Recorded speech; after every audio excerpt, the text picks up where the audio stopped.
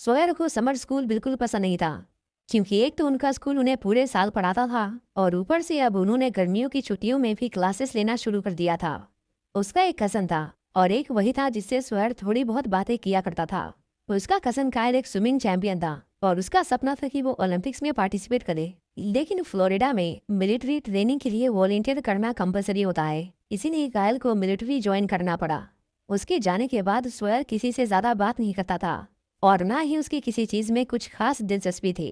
एक दिन स्कूल के बाद सोयर उस हॉस्पिटल में जाता है जहाँ पर उस डॉल्फिन को रखा गया था, लेकिन वहां पर कोई नहीं था, इसीलिए वो पीछे के दरवाजे से होते हुए अंदर घुस जाता है। अंदर जाते ही उसे एक रूफस नाम का पेलिकन उसे अंदर घुसने से रोकता है। उसकी आवाज सुनकर वहां पर हेजल आती है। वो सोयर को देखते ही समझ जाती है कि ये वही लड़का है जिसने उस डॉल्फिन की जान बचाई थी। उस हॉस्पिटल में वैसे तो आम लोगों का आना मना था, लेकिन हेजल उसे अंदर आने के लिए कहती है और उसे अपने हॉस्पिटल के सारे जानवरों से मिलवाती है। हेजल उसे बताती है कि उन्होंने उस डॉल्फिन का नाम विंटर रखा है। जब विंटर सोयर को देखती है तो उसे देखते ही वो चिड़ियों जैसी आवाजें निकालने लगती है, जिससे पता चलता है कि विंटर को याद था कि सोयर ने ही उसकी जान बचाई थी।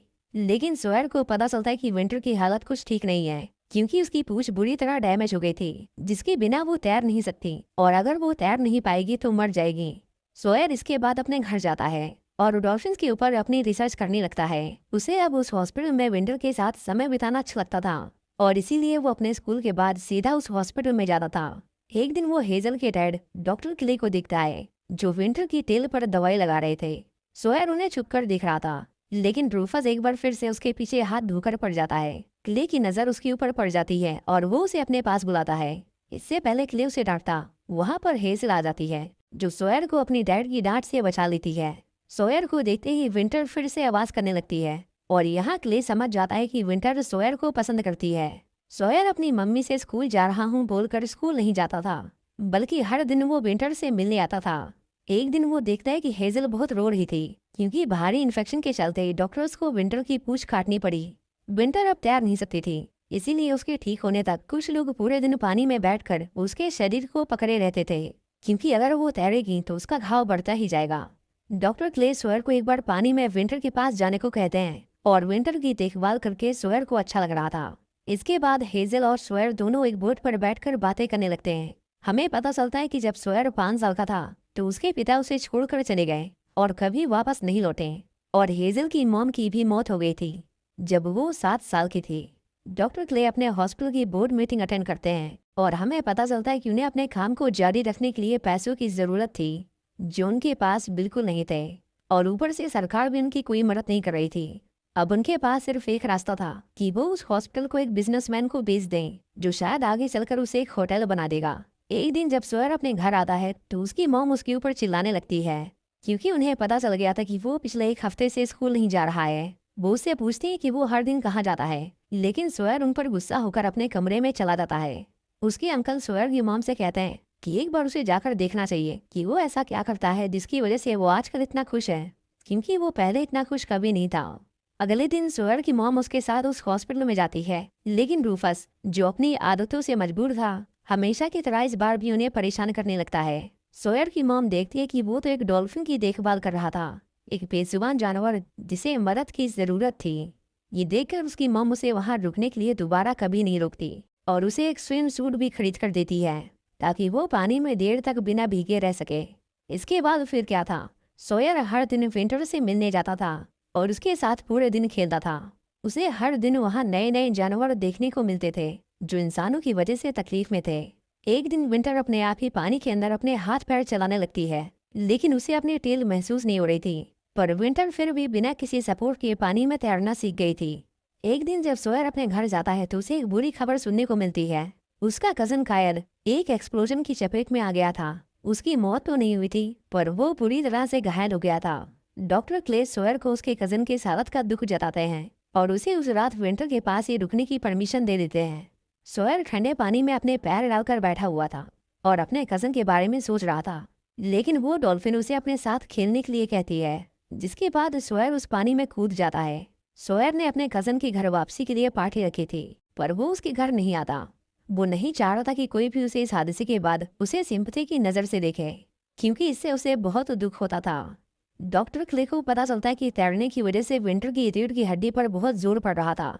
क्योंकि अब उसकी पूंछ नहीं थी, इसीलिए वो तैरने के लिए लेफ्ट से राइट मोशन कर रही थी, जबकि उसके शरीर के बनावट के मुताबिक उसे ऊपर से नीचे मोशन करना चाहिए।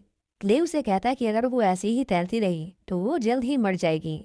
सोयर और उसकी मॉम कायल से मिलने जाते हैं। वो देखते हैं कि उसके पैर पैरालाइज हो चुके थे।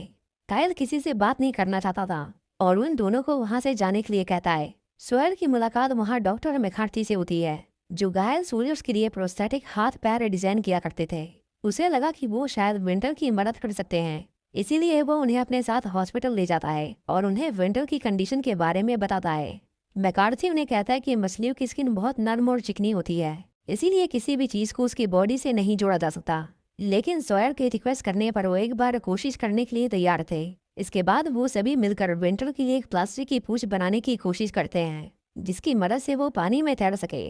एक रात मैकार्थी जब अपने घर जा रहे थे तो वो कायल को देखते हैं, जो बहुत दुखी था क्योंकि उसके साथ के एक कॉम्पिटिटर ने स्विमिंग में उसके स्टेट लेवल रिकॉर्ड को तोड़ दिया था। मैकार्थी उसे कहता है कि इस दुनिया में बहुत सी चीजें हैं करने के लिए, क्योंकि लाइफ में ऑप्शन कभी कभी इंसानों को कंफ्यूज कर देते हैं और कभी कभी जीने का एक नया मकसद देते हैं। वो कहता है कि अब उसे अपने घर लौट जाना चाहिए। डॉक्टर मैकार्थी ने उस प्लास्टिक की पूंछ को तैयार कर लिया था। वो किसी तरह उसे विंटर के शरीर से जोड़ भी देते हैं, पर विंटर को वो पसंद नहीं आता और वो उसे इतनी जोर से हिलाती है कि उस प्लास्टिक की पूंछ के टुकड़े हो जाते हैं। क्ले न्यूज में देखता है कि फ्लोरिडा में बहुत बड़ा तूफान आने वाला है, जिससे बचने के लिए वो सभी पूरे हॉस्पिटल को लॉक करने लगते हैं। लेकिन वो तूफान इतना ताकतवर था कि जब क्ले बाहर निकलकर देखता है तो उसका आधे से ज्यादा हॉस्पिटल तूफान की चपेट में आ गया था, जिसमें उनकी कारें और एम्बुलेंस सब मलबे में दब चुकी थी। उनका हॉस्पिटल पहले से ही कर्जे में चल रहा था और इस नुकसान की वजह से अब उन्हें कड़े फैसले लेने पड़ते हैं। वो उसे उस बिजनेसमैन को बेचने के लिए तैयार थे। क्ले को पता चलता है कि सभी जानवरों को उन्हें उनका नया घर मिल जाएगा, पर उस बिना पूंछ वाले डॉल्फिन को कोई लेने को तैयार नहीं था, क्योंकि कोई भी एक घायल जानवर को अपने पास नहीं रखना चाहता था। वो क्ले को एडवाइस देते हैं कि उसे अब गहरी नींद में सुला देना चाहिए और ये शायद उसके लिए एक भलाई का काम होगा। इसी बीच कायल उनसे मिलने आता है। सोयर उसे दोबारा देखकर बहुत खुश था। उस घायल डॉल्फिन को देखकर कायल के अंदर एक बार फिर से जीने की इच्छा जागती है। जब डॉक्टर क्ले उन्हें विंटर को मारने के बारे में बताते हैं तो हेजल और सोयर इस प्लान से बिल्कुल खुश नहीं थे, पर क्ले उन्हें समझाता है कि अब उसके पास पैसे नहीं है और वो उसे आगे तक जारी नहीं रख सकता है। सोयर निराश होकर अपने घर जा रहा था, तभी वो देखता है कि एक लेडी अपनी विकलांग बेटी के साथ विंटर से मिलने आई थी, जिसके बारे में उसने न्यूज में पढ़ा था। सोयर उन्हें अंदर ले जाता है और वो छोटी लड़की विंटर को देखकर खुश हो जाती है। उस विकलांग लड़की की मुस्कुराहट और उसकी आंखों में उम्मीद देखकर सोयर को एक बहुत यूनिक आइडिया आता है। वो एक बड़ा इवेंट ऑर्गेनाइज करके विंटर के लिए पैसे जोड़ने वाले थे, लेकिन जब वो इसके बारे में क्ले को बताते हैं तो वो उन्हें कहता है कि इकोनॉमिक्स इस तरह काम नहीं करती और इस इवेंट से कुछ नहीं बदलने वाला। उसके इस जवाब ने उन दोनों को निराश कर दिया था। हेजल के नाना क्ले से कहते हैं कि जब वो छोटे बच्चे हार मानने को तैयार नहीं है तो तुम क्यों पीछे हट रहे हो। वो विंटर को बचाने के लिए कम से कम एक कोशिश तो कर ही सकता है। वो CWinter.com नाम से एक वेबसाइट बनाते हैं, जिसमें लोग विंटर को घर बैठे बैठे लाइव देख सकते थे, और उन्होंने पैसे इकट्ठा करने के लिए एक इवेंट भी ऑर्गेनाइज किया था। कायल की दोस्त एक न्यूज रिपोर्टर थी। वो उससे रिक्वेस्ट करता है कि वो विंटर के बारे में अपने न्यूज चैनल में बताए, जिससे उनकी बात देश भर में पहुंचे। देखते ही देखते उस हॉस्पिटल के बाहर लोगों की भीड़ इकट्ठा होने लगती है। डॉक्टर मैकार्थी विंटर के लिए एक स्पेशल प्रोस्थेटिक टेल तैयार करके लाए थे, लेकिन जब वो उसे विंटर को पहनाते हैं तो विंटर एक बार उसे फिर से झटके मार मार कर नीचे गिरा देती है। उन्हें किसी भी तरह इवेंट के होने से पहले विंटर की पूंछ को तैयार करना था। सोयर समझ नहीं पा रहा था कि विंटर ऐसा क्यों कर रही है। वो पूरी रात उसके साथ बैठा था। तभी विंटर उसके पास आती है और उसे इशारों इशारों में उस सफेद रंग के सिलिकॉन को निकालने को कहती है।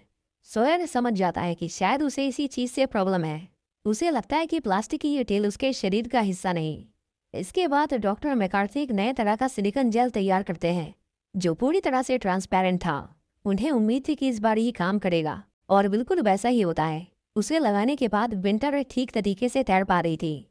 इवेंट के दिन हम देखते हैं कि कायल और उसके साथ का एक कॉम्पिटिटर वहां पर आए लोगों को एंटरटेन करने के लिए एक स्विमिंग रेस करने वाले थे, लेकिन ये एक रिले रेस थी, जिसमें एक ही टीम के अंदर एक से ज्यादा खिलाड़ी रेस लगाते हैं।